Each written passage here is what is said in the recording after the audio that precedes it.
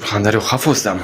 Bobotog'da hayrat va qo'rquv uyg'otgan sirli mehmon. Bobotog'ning vodiylarida so'nggi kunlarda kutilmagan voqea yuz berdi. Mahalliy aholi tomonidan katta va insonni yamlamay yutadigan darajada yirik sirli ilon kuzatildi. U ancha uzunlikka ega. Ayrim guvohlar qariyb 3 metr ekanligini taxmin qilishmoqda. Videoda ko'rib turganingizdek, qora ilon katta hajmga ega. Mutaxassislar uning turini aniqlay olishmagan bo'lsa ham, odamni yutib yuborishi mumkinligini aytishdi. Bobotog'da kuzatilgan ushbu holat ko'pchilikning bu hududni tark etishigacha bordi. Kimdirlar bu ilon ketgunicha Bobotog'ni tark etgan bo'lsa, kimdirlar o'z uylarini sotib boshqa joyga ko'chib ketishdi. Xo'sh, siz nima deb o'ylaysiz? Tog'li hududlarda ilonlar ko'payaversa, u yerda yashovchilar zudlik bilan uylarini tark etish kerakmi? Fikrlaringizni izohlarga yozib qoldiring.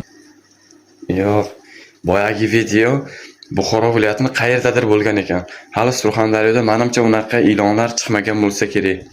Agar chiqqan bo'lsa, u kim ko'rgan bo'lsa, shu videoni kommentariyasida yozib qoldiramiz.